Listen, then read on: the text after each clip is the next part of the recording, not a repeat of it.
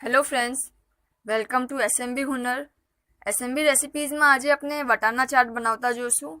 Evening સ્નેક્સના જેમ આપણે બનાવી શકીએ છીએ અને આપણે ઘરમાં રીઝન આપવું હોય તો એમાં સલાડ જેમ બી યુઝ કરી શકીએ છીએ. હેલ્ધી અને ટેસ્ટી છે.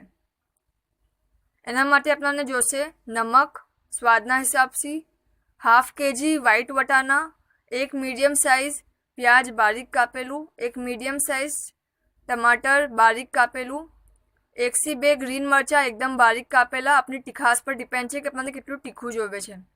1 ટીસ્પૂન ધાણા જીરું પાવડર, 1 ટીસ્પૂન રાઈ, 1 ટીસ્પૂન લાલ ચીલી પાવડર, 5 ચમચી હલ્દી, કોથમીર બારીક કાપેલી, 5 ટીસ્પૂન આમચૂરનું પાવડર, ચાટ મસાલા, બારીક સેવ, આમલીની ચટણી અને ગ્રીન ચટણી.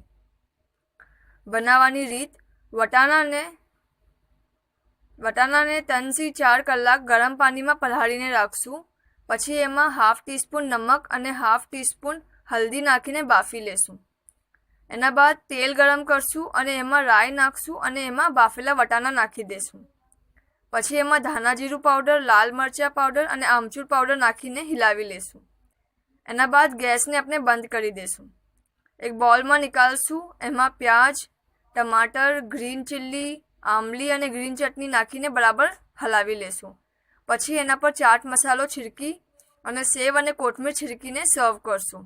આપ એસએમબી રેસીપી બનાવો તો હમારા સાથે આપનું એક્સપિરિયન્સ ज़रूर शेयर करजो. शुक्रान.